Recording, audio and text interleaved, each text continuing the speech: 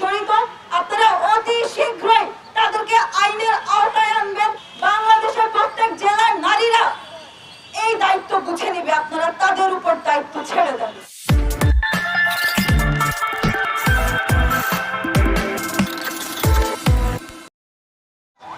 এই নারী দিবসে কিংবা বিভিন্ন সময়ে নারীদেরকে মঞ্চে উঠিয়ে যখন সংবর্ধনা দেওয়া হয় তাদের সফলতার জন্য, যখন নারীদেরকে মঞ্চে উঠিয়ে ফুলের তোড়া দেওয়া হয়, ক্রেস্ট দেওয়া হয়, সংবর্ধনা দেওয়া হয়, এগুলো আমার কাছে মনে হয় ভূমিকা। কারণ বাংলাদেশের নারীরা যতটা না সফল তার থেকে বেশি নির্যাতিত এবং নিপীড়িত। দু চারজনের সফলতার গল্প শুনিয়ে হাজারো হাজারো নারীর নির্যাতনের, নিপীড়নের গল্পকে আমরা পিছিয়ে রাখি, নির্যাতনের গল্পকে আমরা সামনে আসতে দিই না। আপনারা জানেন বিগত কয়েক মাসে বাংলাদেশে নারীর প্রতি সহিংসতা বেড়েই চলছে। নারীরা পারিবারিক সহিংসতার শিকার হচ্ছে, নারীরা নানাভাবে নির্যাতিত হচ্ছে, নিপীড়িত হচ্ছে, এমনকি জঘন্য অপরাধ ধর্ষণের শিকার হচ্ছে। আপনারা পত্রপত্রিকার পাতা উল্টালে দেখতে পাবেন মুন্সিগঞ্জের লোহগঞ্জে এক গৃহবধূকে দলবদ্ধভাবে ধর্ষণ করা হয়েছে। আপনারা দেখতে পাবেন পটুয়াখালীতে 10ম শ্রেণীর এক ছাত্রীকে বাসা থেকে তুলে নিয়ে ধর্ষণ করা হয়েছে। আপনারা এও দেখতে পাবেন কিশোরগঞ্জে 7ম শ্রেণীর এক শিক্ষার্থীকে ধর্ষণ করার চেষ্টা করা হয়েছে। এবং সর্বশেষ না বললেই নয়, মাগুরার আমাদের ছোট্ট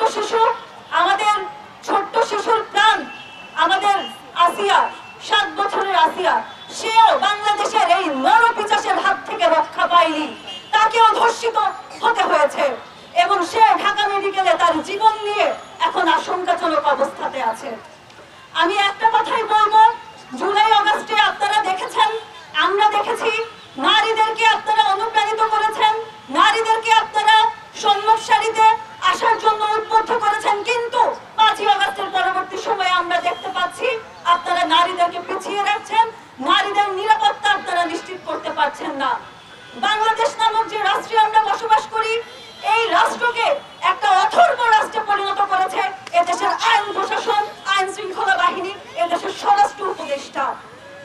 আমরা জানি ইসলামিক বিধানে আছে, ইসলামিক আইনে আছে, যদি কোনো নারী কিংবা কোনো শিশু পুরুষ কর্তৃক ধর্ষণের শিকার হয় তাহলে তাকে জনসম্মুখে পাথর নিক্ষেপ করে হত্যা করতে হবে।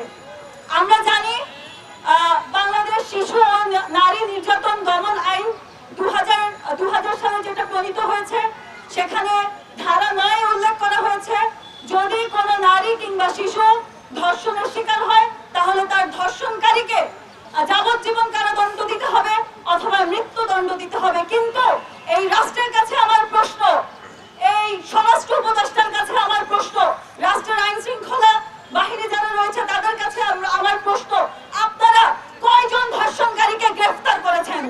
যখন একটা ধর্ষণের ঘটনা ঘটে আমরা ধর্ষণকারীকে দেখতে পাই, যাকে ধর্ষণ করা হয়েছে, যে ধর্ষিতা তাকে আমরা দেখতে পাই, কিন্তু যে ধর্ষণ করেছে তাকে গ্রেফতার হতে আমরা দেখি না।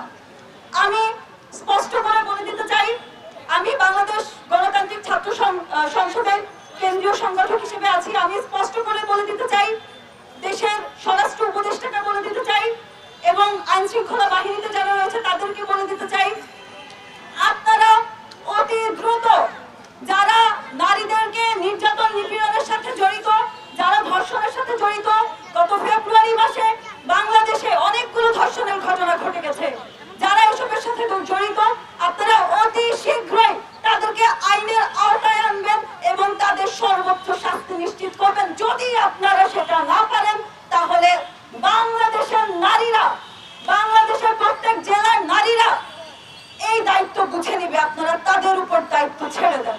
ধন্যবাদ।